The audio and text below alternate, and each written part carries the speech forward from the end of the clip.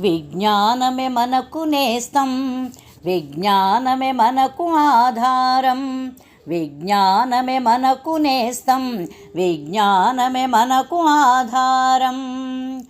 అనాగరిక మౌఢ్యాలను నిరసిస్తుంది, అంధవిశ్వాసాలను రూపుమాపుతుంది. అనాగరిక మౌఢ్యాలను నిరసిస్తుంది, అంధవిశ్వాసాలను రూపుమాపుతుంది.